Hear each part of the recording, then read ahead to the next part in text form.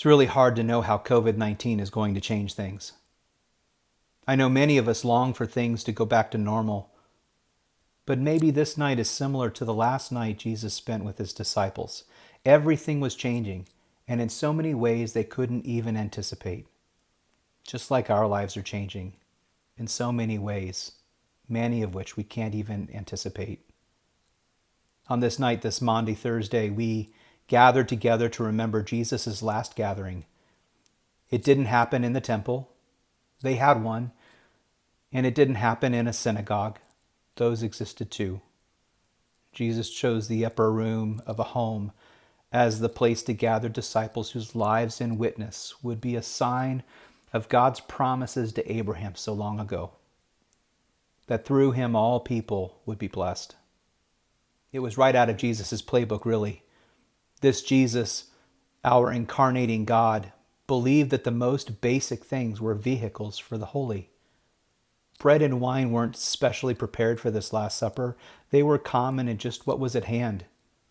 The waters of baptism aren't in and of themselves special or holy for that matter. They're just water, common, regular. And the house they met in wasn't remarkable either. It was a home, a place to meet.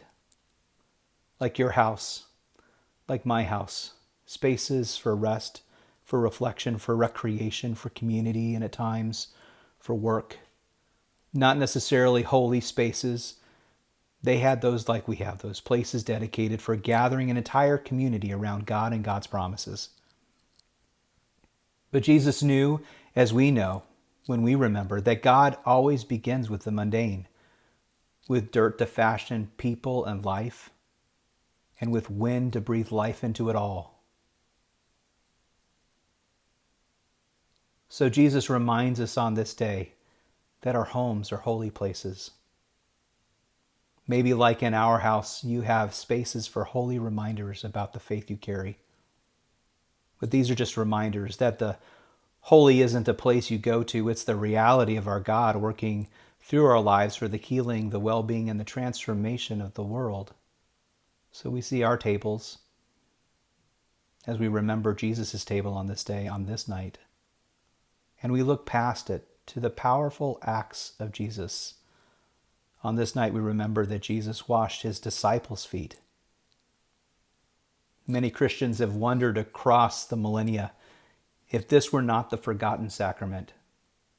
After all, Jesus commands us to do it. Since I have washed your feet, Jesus says, you should also wash one another's feet. And it uses a simple substance of water to accomplish it.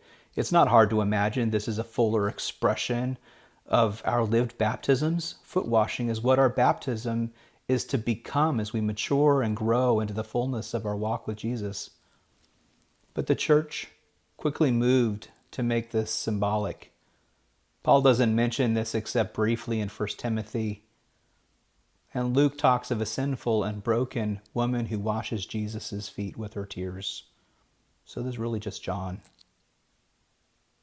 Maybe our aversion is because feet are gross and the most mundane of the mundane, because they carry dirt, because they walk in and out of bathrooms and gardens with manure and streets with oil and dirt and chemicals. And maybe because feet are so often unlovely, forgotten parts of our bodies not oft contemplated, because they are so mundane, literally beneath us. Or maybe because foot washing is a humbling act, inconsistent with power and with empire. But it's to the feet that Jesus goes. He tells us in this space that unless he washes our feet, we can have no part in him. I wonder how many of you know that Jesus has washed your feet.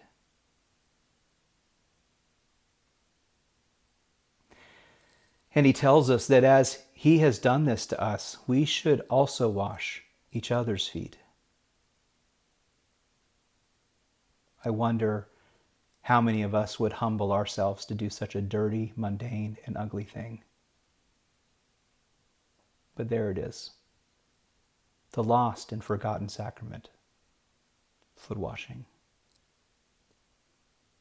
This Maundy Thursday, you were invited to contemplate the foot washing God, even Jesus. and invited to reflect on how it is you are called to kneel at the feet of the world and wash it clean, that it might ultimately become beautiful and clean in the ways of Jesus. Amen.